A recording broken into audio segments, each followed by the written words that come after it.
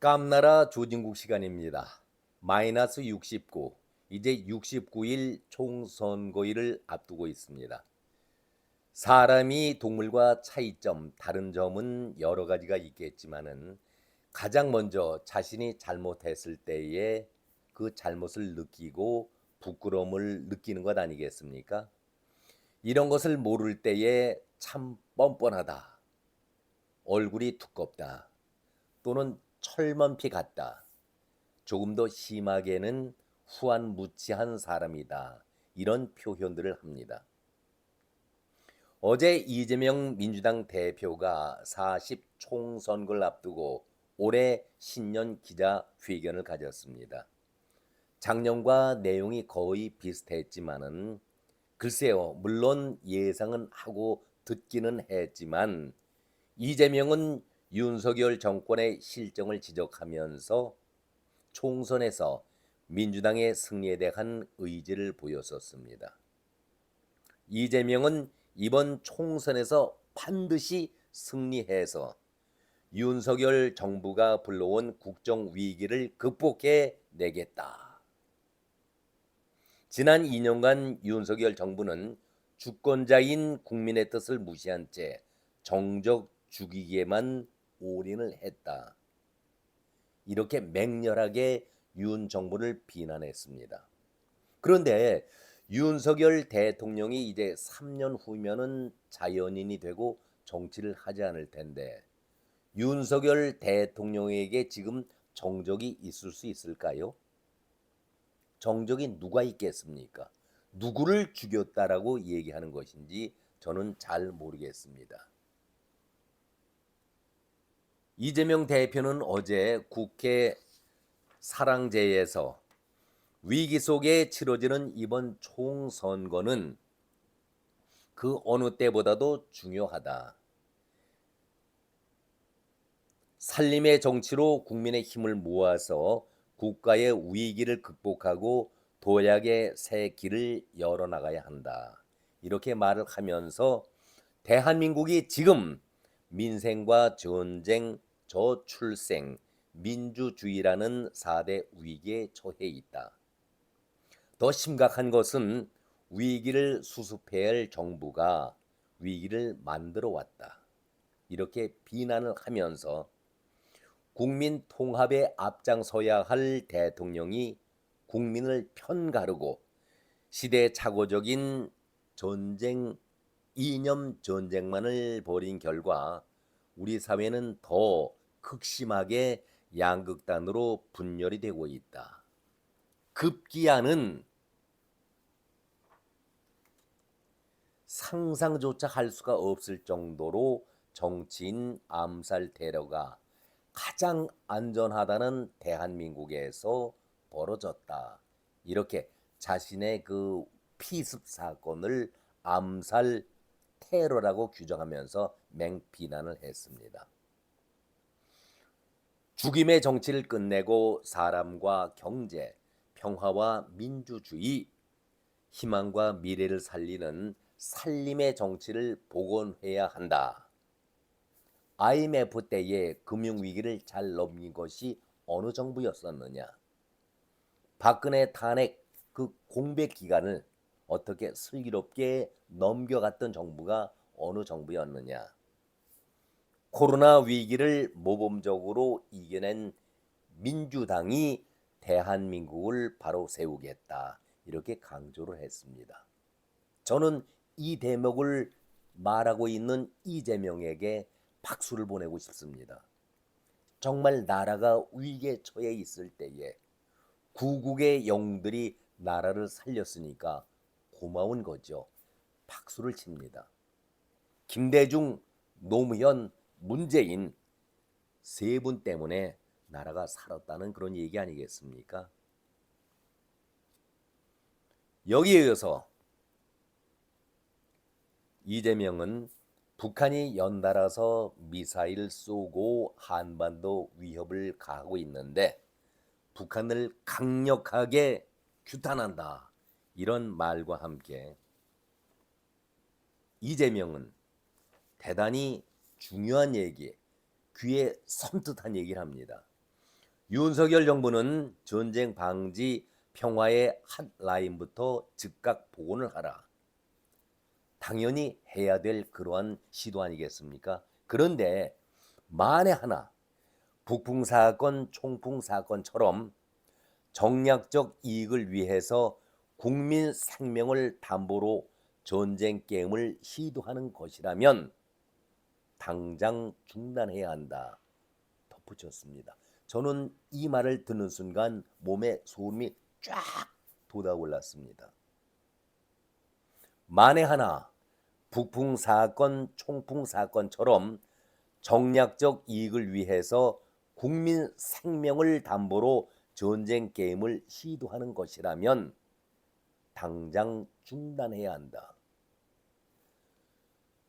너무나도 무서운 말 아니겠습니까? 아니 국민의 생명을 담보로 해서 전쟁 게임을 시도한다니요. 누가 어떻게 한다는 얘기입니까? 소름이 끼치고 제 귀를 의심한 그 대목이었었습니다. 에너지 정책과 관련해서는 RE100 코리아, 재생에너지 코리아로 가야 한다. 앞선 정부가 시도했던 것이죠.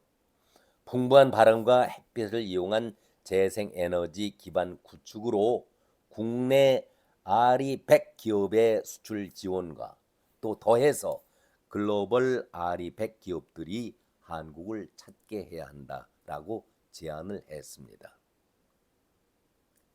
또 이어서 이재명은 이번 총선은 대한민국이 잃어버린 비전을 되찾는 날이자 무너져가는 대한민국을 바로 세우는 마지막 기회다. 4월 총선은 우리 국민들이 이루어온 민생과 민주주의, 평화를 다시 일으켜 세우고 지속 가능한 대한민국을 다시 만드는 날이 되어야 한다. 이렇게 강조를 했습니다. 민주주의는 깨어있는 시민들의 행동으로 더 단단하고 크게 성장을 한다. 국민을 위한 정치도 국민이 두 눈 부릅뜨고 요구해야 실현이 된다. 국민과 함께 대한민국의 비전과 희망, 미래를 반드시 되찾겠다라고 다짐을 한 그런 기자회견이었는데요. 여러분들은 어떻게 이것을 보고 느끼십니까? 이제 이렇게 기자회견문을 낭독하고 기자들과 일문일답의 대답을 나누게 됩니다. 첫 번째 질문이 당 분열 상황에 대해서 보이고 있는데 그 대책이 어떤 것이냐 이렇게 물었습니다. 그러자 이재명은 공천 과정도 당연히 통합을 고려해야 하고 그 위에 혁신이라는 것을 하게 될 것이다. 역대 어떤 선거라든가 공천 과정과 비교해 보더라도 오히려 갈등 정도나 분열 정도는 크지 않았을 것이다. 국민 기대와 눈높이에 맞춰서 공관위가 당의 당헌 당규를 만들어 놓은 시스템에 따라서 공정하고 합리적으로 공천을 할 것이다. 이렇게 강조를 했습니다. 그런데 민주당 안이 지금 공천 과정이 순조롭게 다들 수긍하면서 받아들이고 있습니까? 탈당파가 있었고 친명이 비명을 몰아냈고 그것도 부족해서 친명 안에서 친문을 내쫓는다. 저격수를 보낸다. 자객 공천한다. 이런 얘기들이 들리고 불만 섞인 소리가 여기저기에서 터지고 있지 않겠습니까? 그런데 아주 평소와 다르게 공천 과정과 비교하더라도 갈등 정도나 분열 정도는 크지 않은 것 같다. 이렇게 아주 정말 긍정적으로 당을 바라보고 있는 이재명 아니겠습니까? 그런데 기자들의 질문이 저는 못마땅합니다. 선거제에 관련된 질문을 하게 되죠. 선거제 관련된 논의 사항에 대해서는 많은 분들이 관심을 갖고 있는 사항이다. 어쩌면 이해관계들이 있을 수 있어서 신중하게 의견 수렴 중이다. 이렇게 말을 했습니다. 길지 않은 시간에 허심탄회하게 말씀드리고 대화할 시간이 있을 것이다. 조만간 결단을 내릴 것이다. 이렇게 얘기를 했는데 왜 여기에서 기자들이 이런 질문 같지 않은 질문을 던지고 또 이재명의 답이 미흡했던데 왜 곧바로 추가 질문을 하지 않는지 도무지 이해할 수가 없었습니다.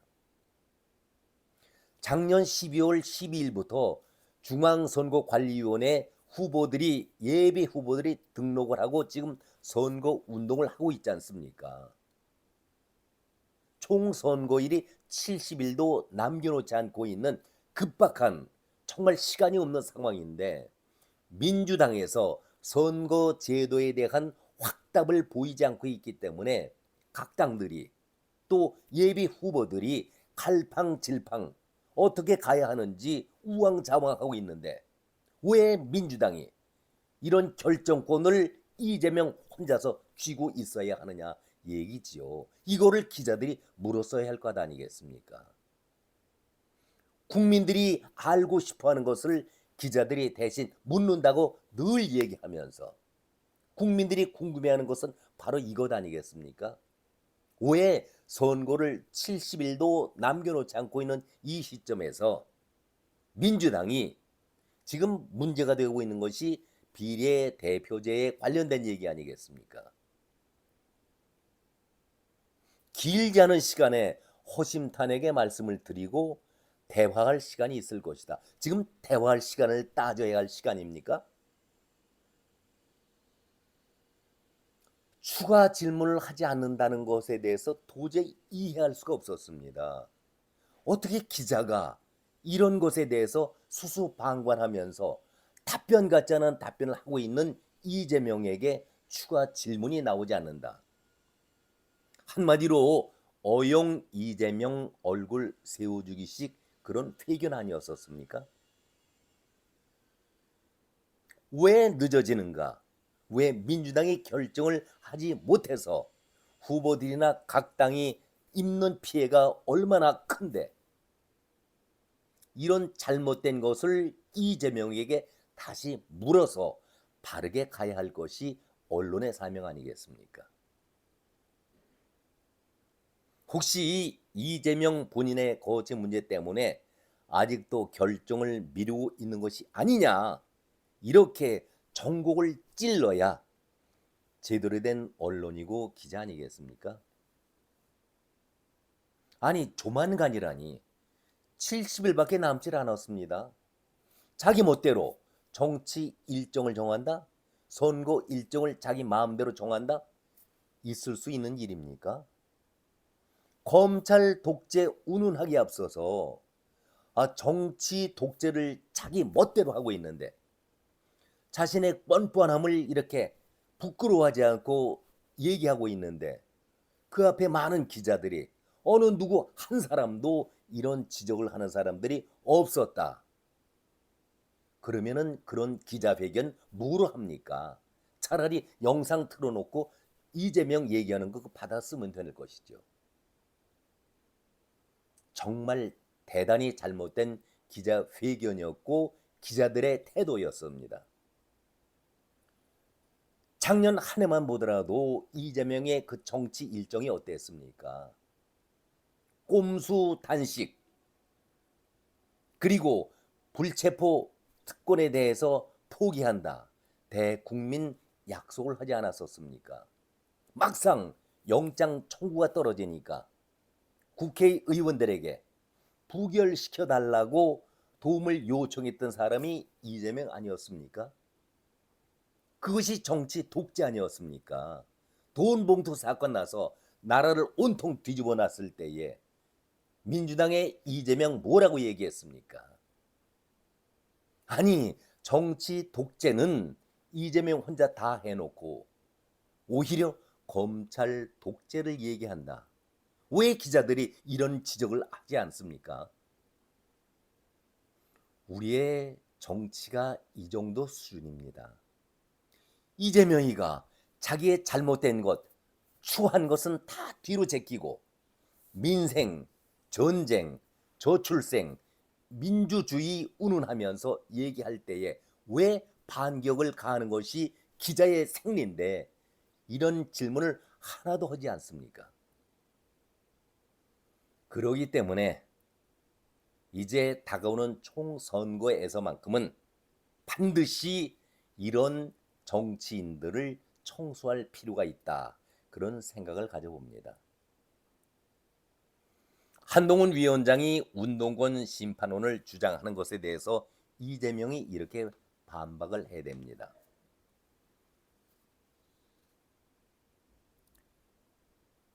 운동권 청산 자객 공천이라는 이런 얘기들이 있는데 사실 지금 청산해야 할 가장 중요한 과제는 검사 독재다.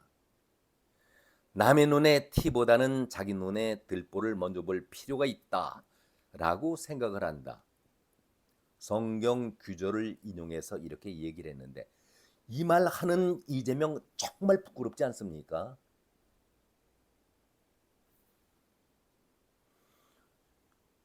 윤석열 정부 2년 동안 법을 무력화하는 위헌적 시행령 통치로 국회의 입법권과 행정감시권이 무력화됐다. 삼권 분립은 위협을 받고 아니 자기들 멋대로 다수장을 차지하는 입법 상황에서 마음대로 국회를 갖다가 자기들 손아귀에서 흔들었던 사람들이 삼권 분립의 위협을 받았다니요. 어떻게 국회를 통제할 수가 있겠습니까? 다수당 민주당이 있는데. 인사 참사는 반복되었다. 상명하복에 익숙한 검찰 정권의 당연한 귀결이었다라고 얘기를 했을 때에 왜 기자들은 침묵을 했는지 저는 답답하고 궁금할 뿐입니다. 이러한 이재명의 기자회견답지 않은 기자회견에 대해서 한동훈이 아주 냉철하게 매섭게 비판을 하고 대응을 합니다. 중요한 것은 진짜 시대 정신이 무엇인가? 검사 독재가 무슨 말이냐? 검찰은 국민을 범죄로부터 보호하는 도구일 뿐이다. 도구 자체를 악마하는 것인데 그렇게 말할 수 있는 부분이 있느냐라고 되묻고 있습니다. 한동훈 위원장은 현실에 없는 이야기를 만들어서 현실에서 받는 공격 포인트를 피하려는 것은 적당하지가 않다. 이재명의 배우자 김혜경 씨의 경기도 법인카드 유용 의혹을 또 한 번 따졌습니다.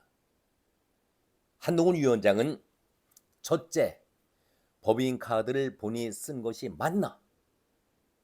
법인카드를 본인이 쓴 것이 맞나? 둘째, 만약 민주당 예비 후보자가 기업이든 국가의 법인카드를 자기 샴푸를 사고 초밥을 먹고 와이프에게 준 것이 걸렸다고 한다면 공천을 하겠는가? 뼈아픈 질문 아니겠습니까? 이런 자격이 없는 사람을 공천을 하겠는가? 이재명이 묻고 있습니다. 셋째, 이런 질문을 안 받고 도망을 다니는 것이 부끄럽지도 않은가? 이렇게 지적을 했습니다. 그렇다면은 기자들의 생리가 뭡니까? 이쪽에서 이런 얘기, 저쪽에서 저런 얘기하면은 싸움 붙이는 것이 기자들의 생리 아니겠습니까? 왜 이런 좋은 재료가 있는데에 이재명에게 바로 반격의 질문을 던지지 못하느냐? 이렇게 묻고 싶습니다.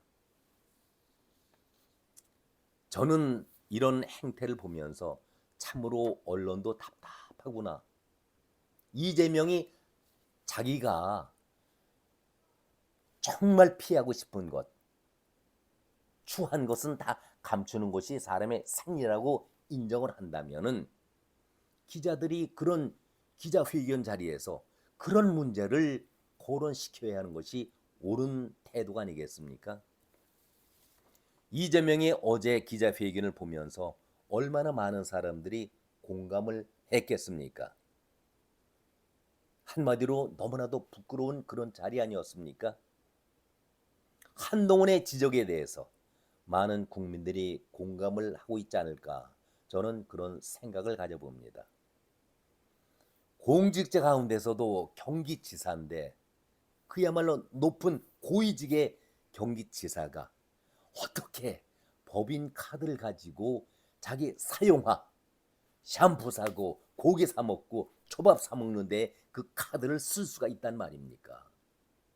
정말 부끄러워서라도 기자회견을 하겠다라고 얘기할 수가 있겠습니까? 기자들은 왜 이런 질문들을 전혀 하질 않고 있습니까? 그러면서 민생이다, 전쟁이다, 저출생이다, 민주주의가 위기라고 얘기하는 것, 그것이 먹혀든다고 생각을 하십니까? 이러기 때문에 우리 정치가 바뀌어야 한다는 당위성이 여기에서 나오는 것입니다. 이제 선거가 69일 남았습니다. 우리가 정신 바짝 차리고 정말 이번만큼은 국민을 위해서 일할 수 있는 그러한 의원들을 선택하는 눈을, 머리를, 지혜를 가져야 되겠다라는 말씀을 드려봅니다. 오늘은 여기까지입니다. 고맙습니다.